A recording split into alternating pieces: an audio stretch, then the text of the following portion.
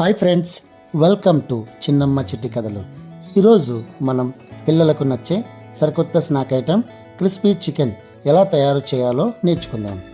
Crispy chicken తయారు చేయడానికి కావలసిన పదార్థములు: బోన్లెస్ చికెన్, ఉప్పు, పసుపు, కారం, గరం మసాలా, బ్రెడ్ పౌడర్, బియ్యం పిండి, కార్న్ఫ్లవర్, డీప్ ఫ్రైకి సరిపడా ఆయిల్. ముందుగా బాగా కడిగిన బోన్లెస్ చికెన్ని సన్నగా స్లైసెస్ లాగా చూపించిన విధంగా ముక్కలుగా కట్ చేసుకోవాలి. ఒక బౌల్ తీసుకొని అందులో 2 table spoon cornflour, 3 table spoon బియ్యం పిండి, చిటికెడు పసుపు, 2 టేబుల్ స్పూన్ల కారం, 1 టేబుల్ స్పూన్ గరం మసాలా వేసి ఆ మిశ్రమాన్నంతా పొడి పొడిగా బాగా చూపించిన విధంగా కలుపుకోవాలి. ఆ తర్వాత నీళ్లు కొంచెం కొంచెంగా వేసుకుంటూ థిక్ కన్సిస్టెన్సీ వచ్చేలాగా బ్యాటర్ని రెడీ చేసుకోవాలి. రెడీ చేసి పెట్టుకున్న బ్యాటర్లో బాగా కడిగి ముక్కలుగా కట్ చేసుకున్న చికెన్ బోన్లెస్ పీస్లని ఆ బౌల్లో వేసుకొని బాగా కలుపుకోవాలి. తగినంత ఉప్పు, కారం సరిపడేలాగా ఉందో లేదో ముందుగా చూసుకోవాలి. తరువాత మ్యారినేట్ చేసుకున్న మిశ్రమాన్ని మన ఫ్రిడ్జ్లోని 15 నుండి 25 నిమిషాలు పెట్టుకోవాలి.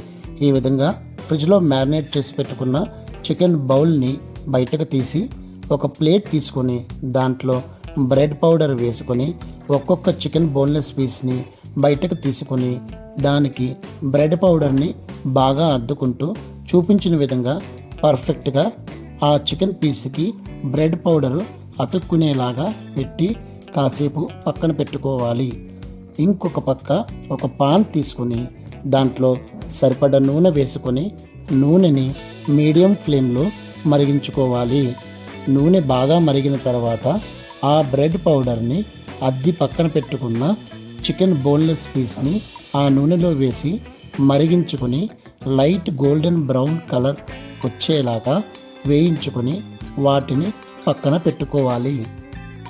ఈ విధంగా చికెన్ బోన్లెస్ పీసులు అన్నీ బాగా ఆయిల్లో ఫ్రై చేసుకున్న తర్వాత ఒక చక్కటి ప్లేట్లో చూపించిన విధంగా చికెన్ పీసెస్ని పెట్టుకొని టమాటో సాస్ డిప్ చేసుకొని తింటే కరకరలాడే క్రిస్పీ చికెన్ని పిల్లలు ఆస్వాదిస్తూ తింటారు.